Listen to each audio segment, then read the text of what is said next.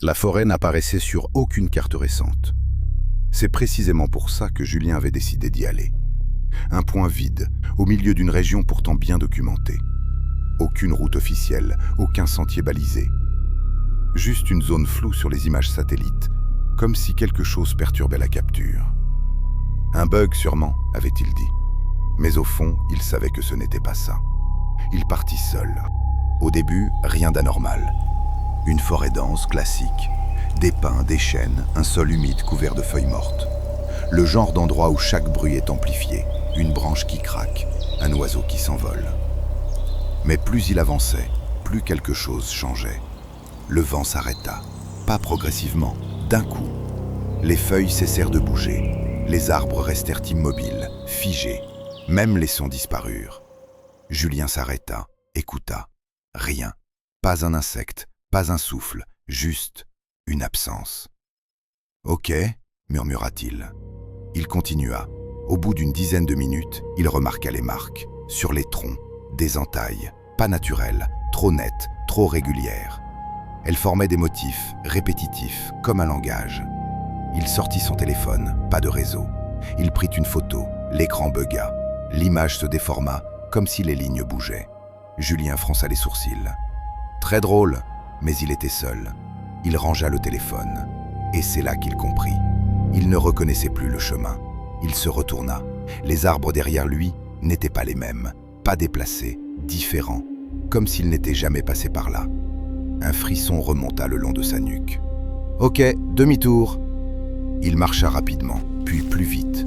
Mais plus il avançait, plus les marques apparaissaient, sur tous les arbres. Toujours les mêmes motifs, toujours cette impression qu'il l'observait. Au bout d'un moment, il tomba sur une clairière, parfaitement circulaire. Au centre, un arbre, immense, bien plus grand que les autres. Son tronc était noir, pas brûlé, noir, comme s'il absorbait la lumière. Julien s'approcha lentement. Les marques étaient là aussi, mais différentes, plus complexes, plus profondes. Il tendit la main et toucha l'écorce. Elle était chaude, vivante. Il retira sa main brusquement et entendit quelque chose. Un bruit, derrière lui. Il se retourna, rien. Puis à gauche, un mouvement, rapide, trop rapide pour être identifié. « Y a quelqu'un » lança-t-il. Silence. Puis, un murmure, très léger, comme porté par quelque chose qui n'était pas le vent. « Viens !» Julien se figea. « Qui est là ?» Pas de réponse, mais il avait entendu, il en était sûr. Le murmure venait de l'arbre. Il recula, puis fit un pas en arrière, puis deux. Mais en reculant, il remarqua quelque chose. Les bords de la clairière avaient disparu. Les arbres formaient maintenant un mur dense, plus serré, plus proche, comme si la forêt se refermait. « Non, non, non !» Il tenta de sortir. Impossible. Les branches étaient trop épaisses, entremêlées, bloquées. Il était enfermé. Le murmure revint, plus clair. « Tu es là !» Julien regarda l'arbre, et cette fois, il vit les marques. Elles bougeaient, très lentement, comme si elles se réorganisaient, pour former quelque chose de compréhensible. Des lettres. Non, pas exactement, mais son cerveau les traduisait. « Reste !» « Je rêve !» murmura-t-il. Il se pinça. La douleur était réelle. Le murmure s'intensifia.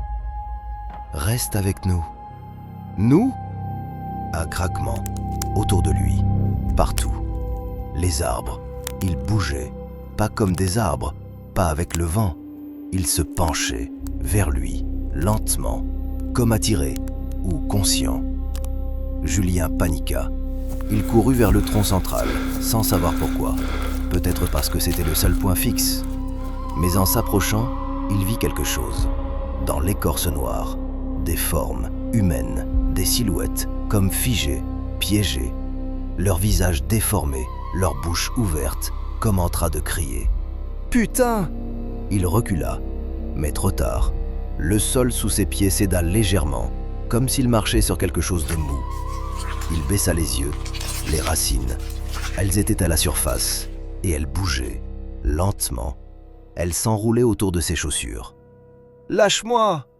Il tira, mais les racines serrèrent, plus fort, puis remontèrent, le long de ses jambes. Julien hurla, il tomba. Les branches au-dessus de lui se rapprochaient, obscurcissant le ciel. « À l'aide !»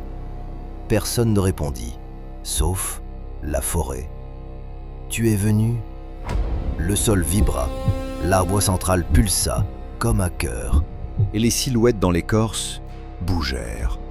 Leurs visages se tournèrent vers lui, leurs yeux s'ouvrirent. « Maintenant, tu restes !» Julien tenta de se libérer, en vain. Les racines atteignirent son torse, puis ses bras. Elles ne le broyaient pas, elles le maintenaient, comme pour le placer, le positionner, face au tronc, très près, trop près. L'écorce s'ouvrit, lentement, pas comme du bois, comme de la chair. Une fente noire, profonde, et à l'intérieur, quelque chose bougeait. « Non !» Julien se débattit, mais ses mouvements ralentissaient. Son corps devenait lourd, engourdi, comme aspiré. Les racines s'enfonçaient maintenant dans sa peau, sans douleur, juste une pression, puis une chaleur, qui montait, qui se diffusait, jusqu'à sa tête. Ses pensées devenaient floues, confuses. Le murmure devint une voix, claire, partout. « Tu comprends maintenant ?» Des images apparurent, dans son esprit, des gens, perdus, comme lui, entrant dans la forêt puis restant, toujours. Nous grandissons. Il sentit quelque chose pénétrer sa mémoire, ses souvenirs, son identité. Tout était partagé ou volé. Il ne savait plus. Sa vision se troubla. Son corps ne répondait plus. Seuls ses yeux bougeaient encore. Et ils étaient fixés sur l'écorce, sur une nouvelle forme qui apparaissait. Une silhouette, la sienne, qui se dessinait, qui se creusait dans le tronc. Bienvenue. Puis plus rien.